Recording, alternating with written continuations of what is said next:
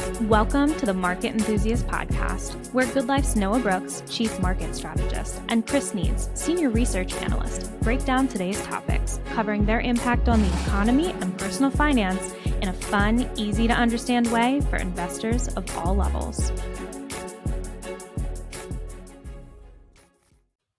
Hey, welcome back to another installment of the Market Enthusiast. I'm Noah Brooks, and obviously Chris Needs with me today. Thanks for catching up with us. The market is right back at all-time highs after the China tweet on the 10th, right? We had a bumpy day on Friday, or 2 Fridays ago now. Tweet out. Apparently, China sent out a rare earth metal export restriction, notifying everybody they were going to basically cut us off. And Trump didn't like that. No. Fired off a tweet, and we went from up, I think we were a little north of 1% to down more than 2% on the S&P 500. So, but the day before, we had touched an all-time high, and then the market goes down. I don't know. The Nasdaq was down maybe 3.5%. S&P was down like 2.1, and I actually got a few nervous calls from a few advisors, maybe even one client, and I had to think about it. I had to calm down and just say, guys, we were literally at an all-time high 2 days ago. I think the good thing about this is it's just one country. It's just China, unlike Liberation Day, where we were just like, whew, everybody. Yeah. Well, that's why I think it was only for one day. Yeah. And then it kind of just, I don't want to say disappeared. I mean, it's still just been chopping around. Yeah. But the thing is, then at some point in the last 4 trading days, the president said, well, the proposed tariff amounts are unsustainable, meaning percentages.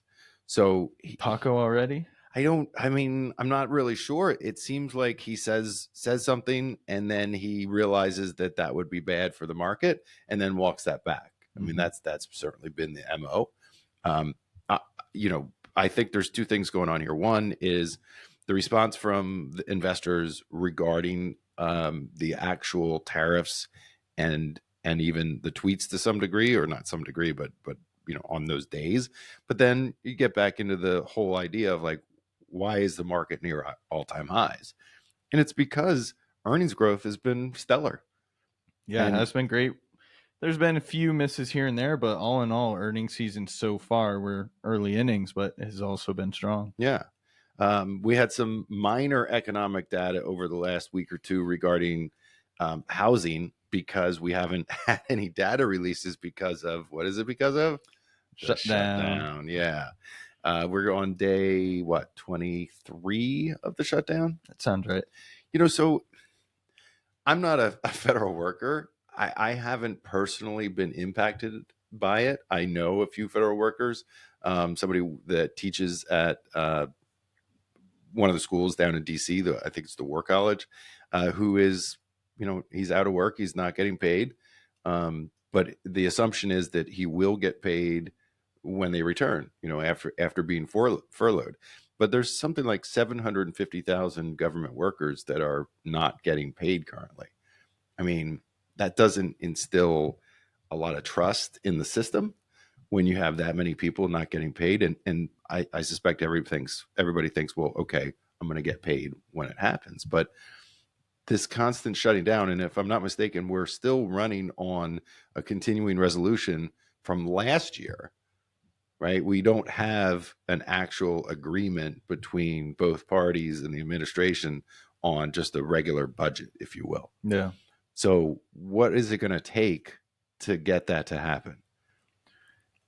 I think a couple sweeteners meet in the middle. We'll see what that looks like, what gets funded, and for how long. But I mean, when you talk about a meet in the middle, and I don't mean a sandwich, when you talk about meeting in the middle, the Democratic Party is looking to maintain the subsidies for Affordable Care Act, And the Republican Party is looking to get rid of the subsidies for the Affordable Care Act. And if I'm not mistaken, that's outside of the CR, but that's a future negotiation, but they're trying to leverage that now. But so apparently these subsidies disappeared. They're scheduled to disappear, if I'm not mistaken, December 1st, which was something that everybody had agreed to 2021. Yeah. So 4 years ago. It's like, if we play kick the can down the road anymore, we're going to wind up, I don't know, we're going to wind up being Greece. But seriously, these guys on both sides, they're just kicking whatever can they can so they can move forward without actually really solving the fundamental problem that we're spending more from a budgetary standpoint than we're bringing in. Yeah. And that really is the issue, right? I don't think it would work in any one of our households. I don't think anybody listening would think they would run their household like that. If I'm not mistaken, yesterday the news came out that we're now at 38 trillion in debt, and it was the fastest trillion that had ever been put on. So that doesn't make me feel great. But the stock market itself doesn't really care because these companies are wildly profitable. People could be impacted and are currently being impacted, but it doesn't seem like the market's going to care. Yeah. I mean, when we're racking up that debt, I know there's a huge interest component that has increased in size over the last few years since COVID. But when the government's spending and they're fiscally loose, we'll say, that's a good thing for businesses. That's a good thing for our economy. That means they're spending and it's going right in. But yeah, I don't like to see it. I don't like to see it. I don't think we could run our household like that. Where we've been in a 3-year bull market now, by all accounts, if you say that some people may, say we have a secular bull market back to the GFC. So, and we're spending this amount of money going into debt this much faster now.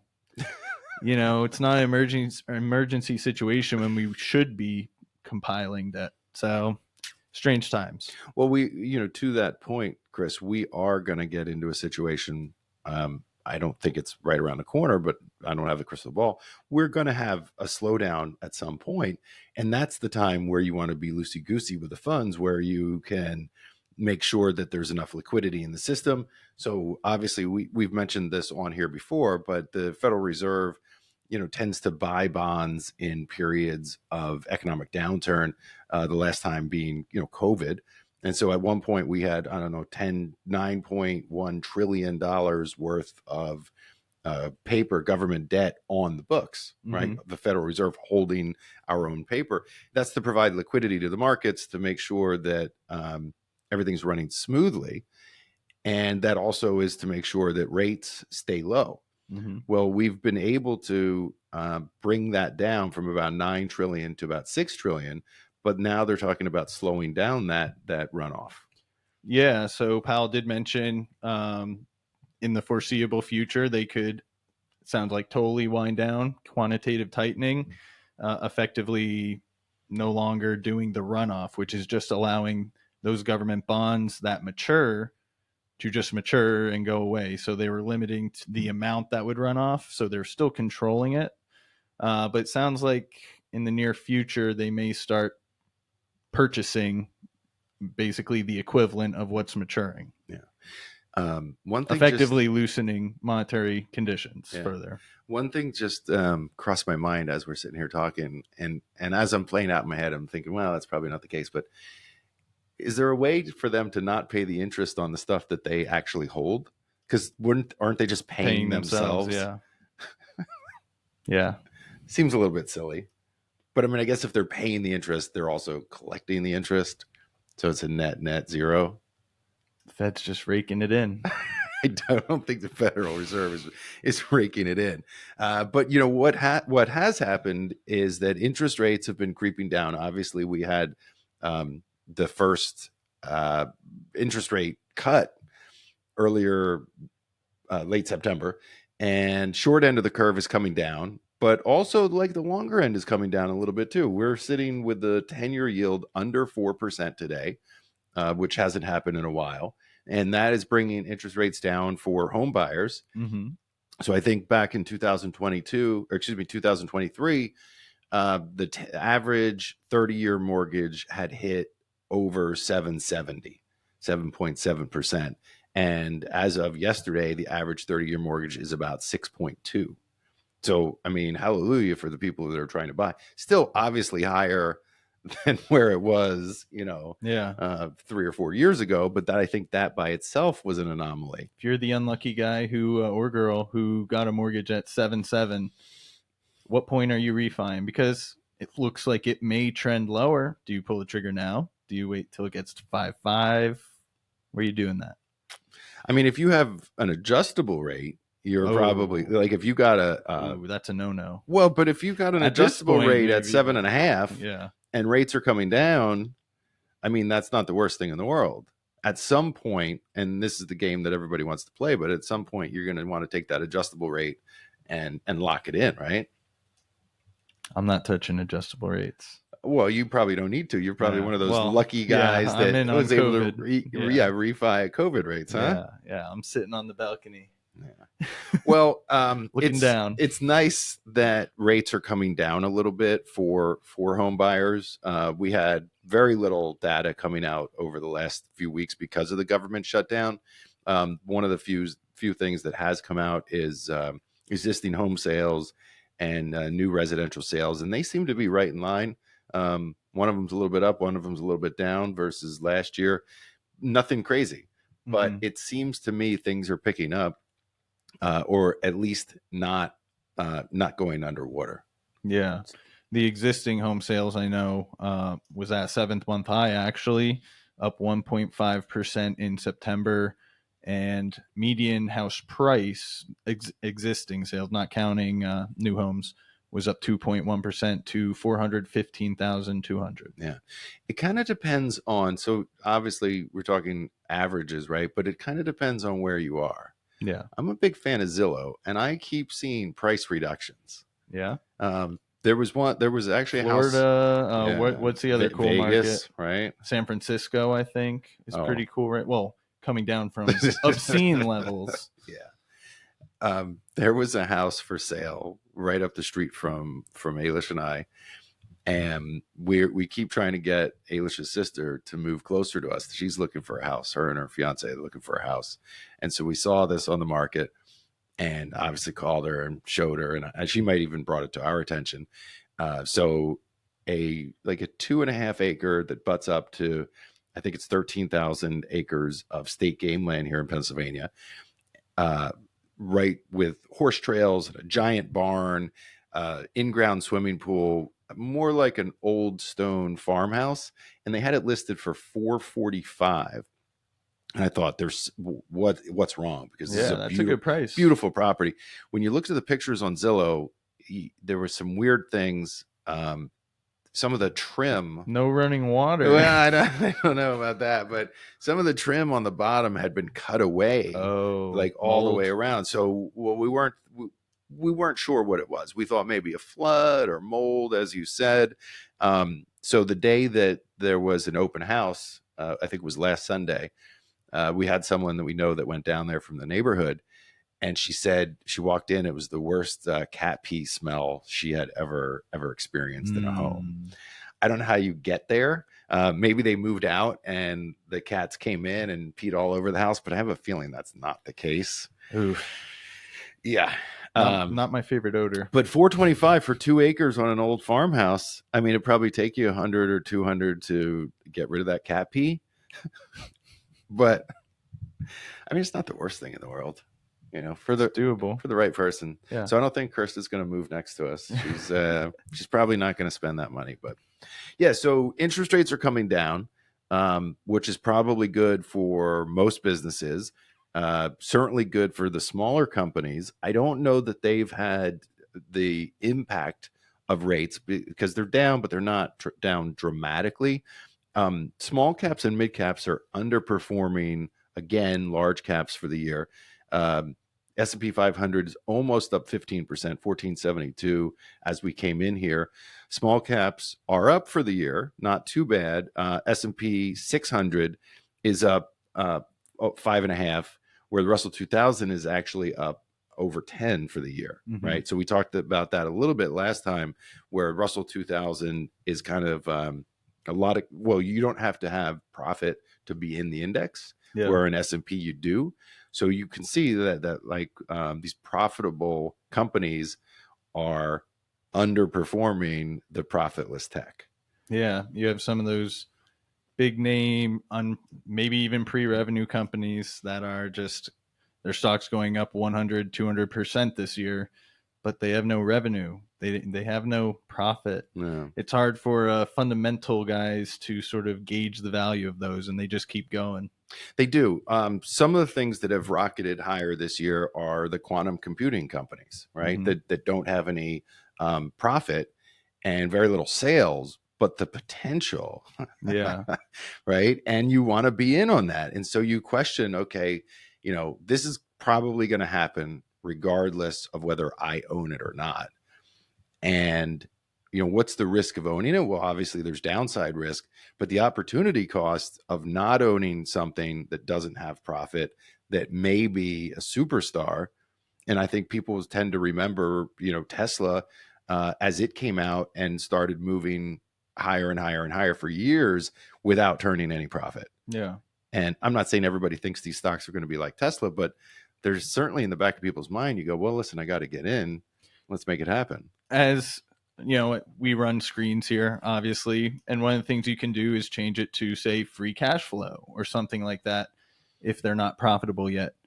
But then think of like an Oklo or something like that, totally pre-revenue. How do you value that? It just is, what TAM, right? It? Total addressable market. Yeah. I mean, they don't even have, I don't think, a concept yet. They're projecting their first revenue in 2027 or 2028. That's revenue. That's not profitability. Profitability will probably be early 2030s. So what are they doing? Valuing that on 10 or 15 years in advance? I guess. Yeah. High nuclear demand. So, but sometimes you kind of have to, right? Yeah.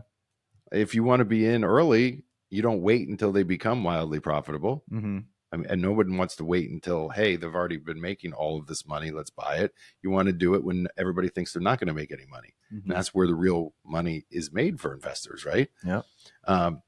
So one of the things that we have been talking about, of course, are data centers and all the electricity that it's needed to run these data centers. And I was talking to an interesting character last night who happens to work in the chemical industry, who is talking about the need for cooling on all of the chips and everything.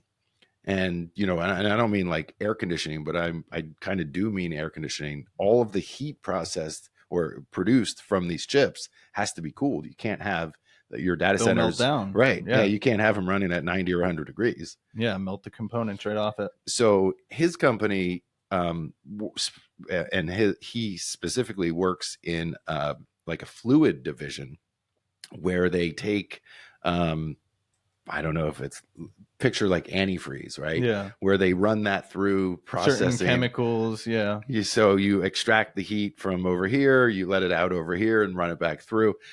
Honestly, I had never given any consideration to the cooling of these data centers and the server farms. Liquid cooling is, the next thing. And then you have, certain companies who are not only putting in their whole company basis is that chemical and, the highest specific heat that they can get, meaning specific heat, it's super cool, but when it goes in, it takes a lot in order to heat that up so that it cools down the servers and the chips.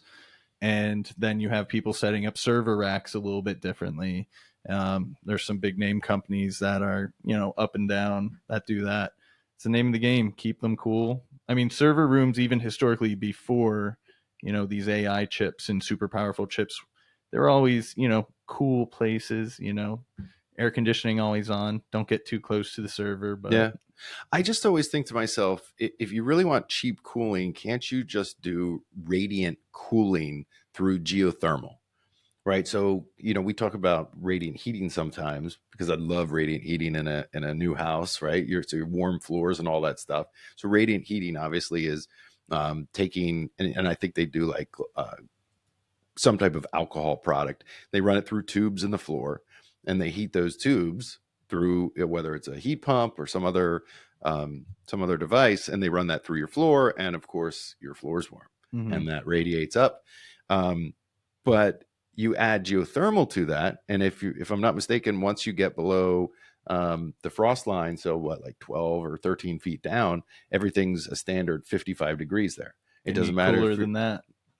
Well, but you have this free cooling at 55 degrees.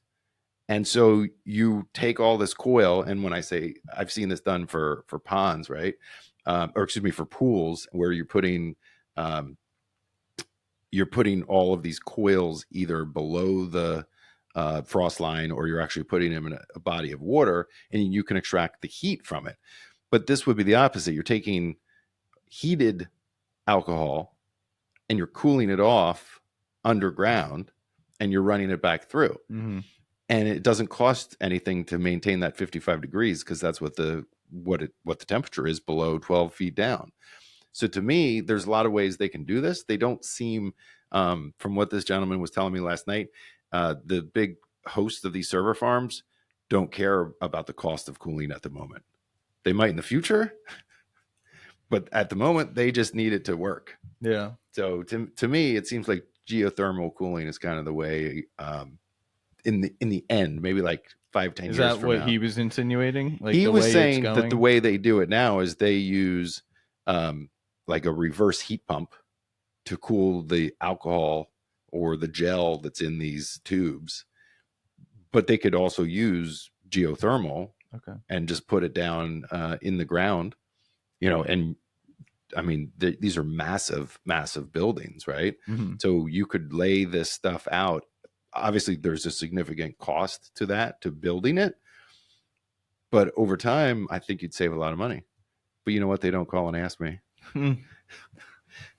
They do not call and ask me, but yeah. Sam Altman, I have an idea for you. Well, if I get that call, I'm definitely gonna tell them about that. There are breakthroughs happening all the time in technology. I read the other day that I don't know if it was MIT or one of these big schools, they were able to store electric in concrete, in a special type of concrete that it's mixed with graphene, and like literally as a battery. Interesting. And you're like, well, we have a lot of concrete in the United States. If we were pouring, recharge? Yeah, in and out, like a traditional battery, in the sense that electricity can be put in and then taken back out. I mean, can you imagine a sidewalk that's also a battery? I like it. Mix it in with some blacktop too. See what happens. I don't know. They didn't say anything about macadam. Conductive enough. No, they didn't stop it. They didn't say anything about macadam. Yeah. Breakthroughs, break-ins. Oh, break-ins. The big break-in. Yeah, at the Louvre. Yeah, that's a little bit nutty, right? Yeah. Something out of Ocean's 11. I've never been to the Louvre. Okay, I was there one time years and years ago. Kind of cool place, but yeah, I mean, there was this big break-in, and it looked like it was right out of Ocean's 11 or something. They were wearing high-vis vests, hiding in plain sight, looking like construction guys. Yeah, I saw the video of them coming out, where they're riding down like a bucket escalator. Yeah, bucket truck type of thing. Yeah. Hopped right out, got on their So bikes. is this organized crime? This isn't some random guys out on a drug bender that just break into something. No, this is definitely organized. This is pros, yeah. Yeah, this is definitely not those guys. It looks like they took a bunch of jewelry, 100, 200-year-old jewelry. What was it? A necklace, a tiara, some brooches. But they're estimating like $100 million that they got away with in jewelry. What can they hawk that for? 50 mil? I mean, you don't go down to Pawn Plus with that stuff, right? Like, I think that's super probably unique piece here for you. Yeah. So, to me, it seems like, and this really is right out of a movie, but I don't think they did it to pawn it and get money. I think they did it for somebody who wants contract. Who wants to put it in their collection. And who out there is wealthy enough and morally bankrupt, shaky to go and do that, or to hire people to do that. Think of a few people. Heads of states, maybe. Heads of states. It's got to be the Russians. We're right? going to show the Europeans now. Yeah, their prize jewel. Absolutely. I mean, they didn't go in and they broke the units, the security units that these things were in, but they weren't in there to do any damage to anything. I think I saw else. like 8 minutes. Like they're just in and out. 6 or 7. 6, 7. Oh my. The kids are saying these days. I don't even know what it means, but I've been hearing it a lot lately. Do you know what it means? I have my hypothesis is it means like 6, 7. Like it's kind of mid 6, 7. It's not an 8. It's a 5. I don't even know if that's right, but that's I don't think that anybody knows what it means. Yeah. I'm not going to try and get in there. I think it was lost in the old language. Yeah. Yeah. Interesting, when I was looking at this heist, somebody had said to me that now, like if they ever find these jewels, they're probably going to be worth a lot more than they were worth before, because that's what happened with the Mona Lisa. I did not know this, but apparently the Mona Adds Lisa to the allure. Yeah, Mona Lisa was stolen from the Louvre like 100 years ago, recovered, and now it's one of the most, if not the most recognizable and famous piece of art in the world. Yeah. So I think one of these tiaras was like Napoleon's wife, and yeah, okay, it's famous, right? You look at it, but if it's recovered, yeah, instead of in some Russian mobster's house or something like that, if it's recovered, it'll probably be the most expensive piece of jewelry in the world, regardless of what the actual intrinsic value of the diamonds or rubies would be, right? Yeah. Adds to the narrative. Yeah, it's like the another Wikipedia note for it. Oh, it's going to be a Wikipedia note, all right.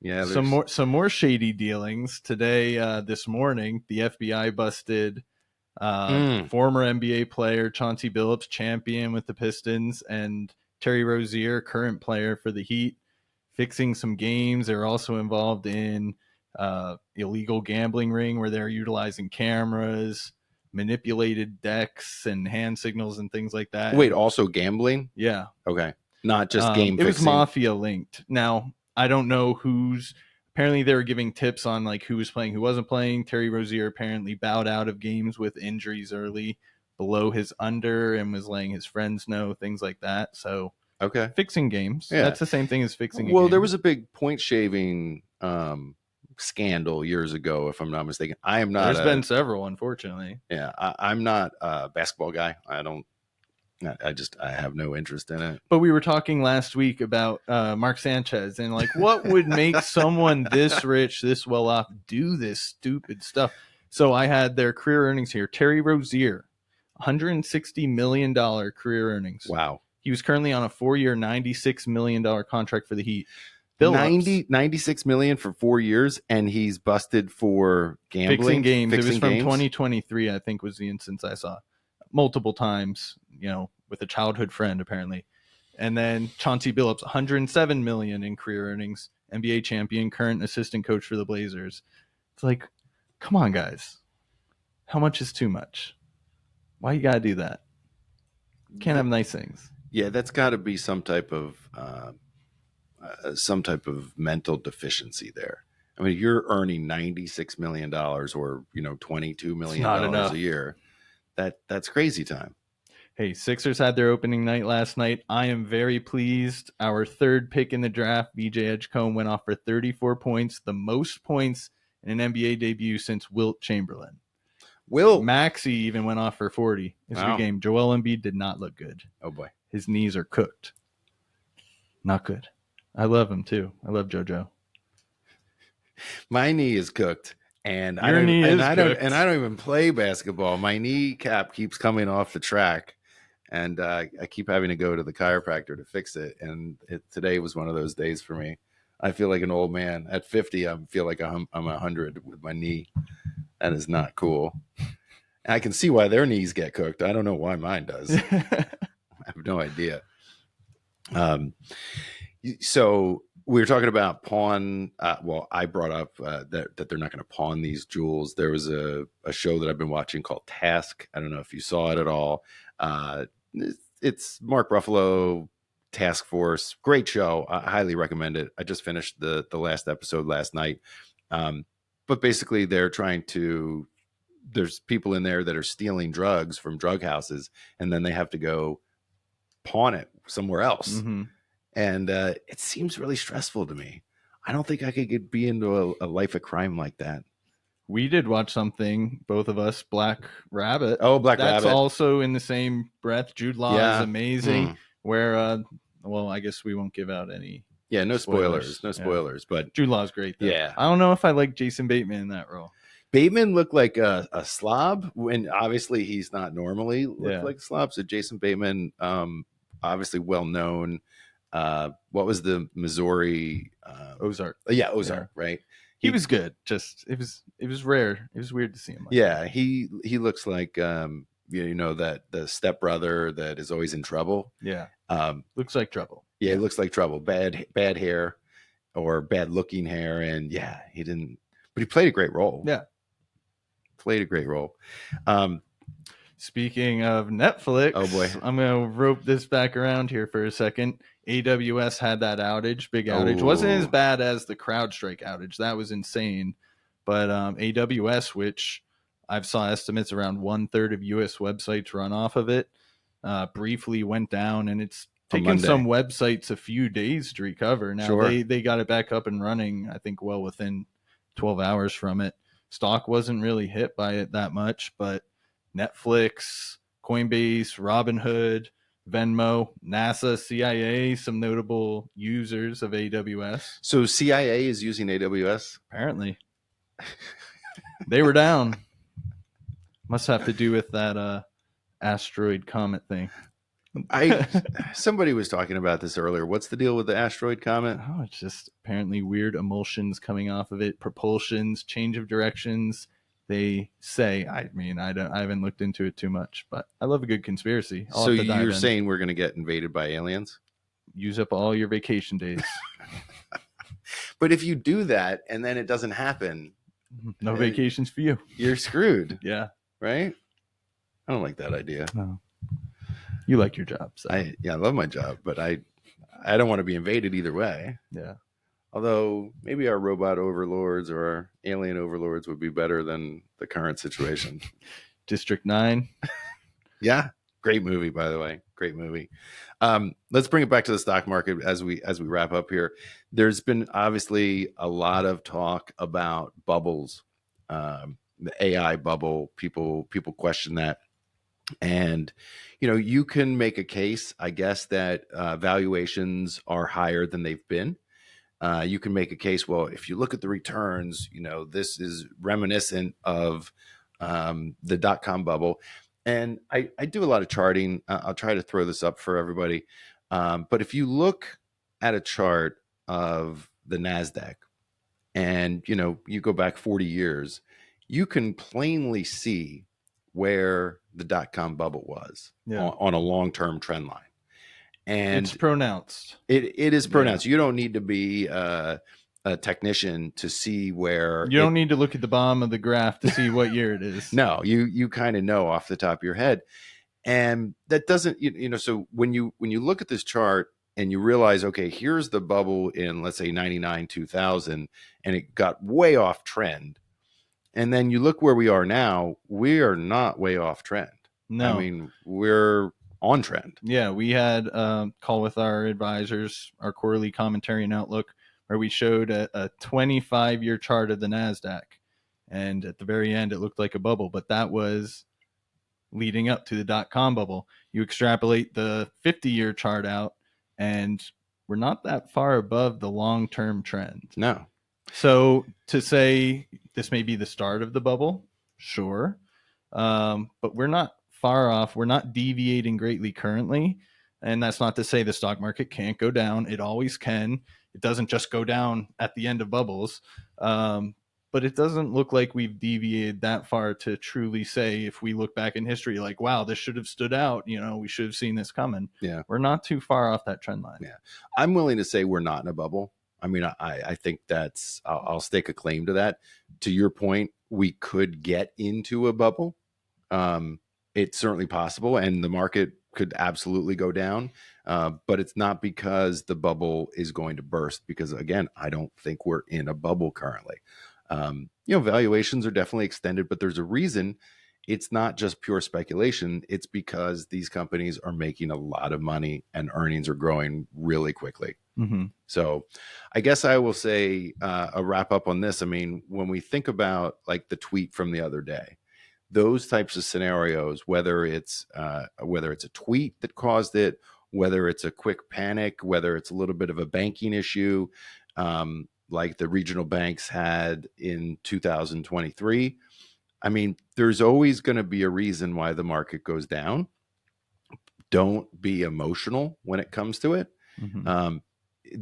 I'm not going to give you a checklist of things to do or not do when the market goes down, but you and I had this conversation with an advisor the other day talking about individual stocks, and the advisor was a little bit concerned about one or two things that they had that were going down.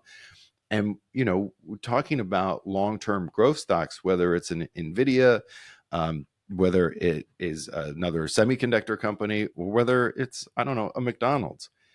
You're going to have big drawdowns in not only individual stocks, but the overall market. Mm-hmm. And they are not always times that you want to sell. In fact, most of those big drawdowns are opportunities. Yeah.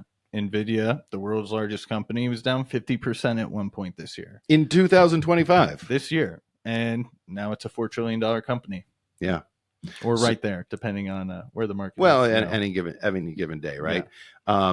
I don't think that necessarily the large cap concentration is going to go away, let's say here in the short term, although international has really been outperforming in 2025.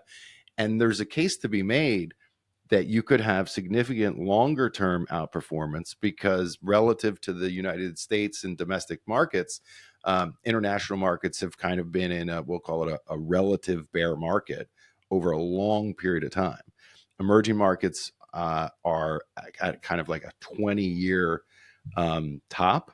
And there's a chance that you could have a massive multi-year breakout in emerging markets, especially since you have one, they're back at a 20-year high, and they've been underperforming for really since the global financial crisis. And two, when you look at them versus domestic markets, they've been underperforming dramatically. Mm-hmm. And so I just want people to note that, for a long time, people were concerned, well, why do I own these companies? Well, now we're up, I don't know, 25, 30%, depending on what international that you own. It's part of like a balanced breakfast. It's part of a balanced portfolio. And I'm not saying this is going to happen, but they could certainly continue to outperform over a longer period of time. Just something to note, right? So, don't make emotional decisions just based on short-term performance, I would say, mm-hmm. and don't make emotional decisions in general. Yeah. What do you have for the wrap up?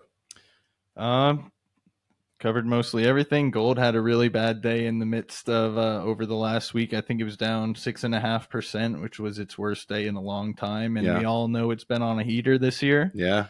But any of those people getting in late probably got real scared if they got bitten right away. Do we call those weak hands? Yeah, I'm sure they bailed already. I bet. I hear gold bugs talking about gold 10,000 and all sorts of crazy price targets. I don't know. It's further bet on currency debasement. Yeah, and we were talking about the debt earlier. Maybe they're not wrong about that. Maybe it keeps going up. Generally, gold has longer cycles than other assets, meaning it lagged for the longest time, but then it just shot up, and generally these cycles are multi-year cycles when it comes to gold. So we'll see when they open up the government. If they do it by adding $2 trillion of spending, I'm sure you're going to see gold and Bitcoin and all those crazy things jump again because more currency debasement. Well, either way, I would love it if the government opened back up. Hopefully the powers that be can make that happen. Right. And don't hold your breath. Yeah. Don't hold your breath. Okay. All right, everybody. For all of us at Good Life, we appreciate you listening. Thank you so much. And we'll see you next time. The opinions voiced in this podcast are for general information only and are not intended to provide specific advice or recommendations for any individual. To determine which strategies or investments may be suitable for you, consult the appropriate qualified professional prior to making a decision. Economic forecasts set forth may not develop as predicted, and there can be no guarantee that strategies promoted will be successful. All performance referenced is historical and is no guarantee of future results. All indices are unmanaged and may not be invested into directly.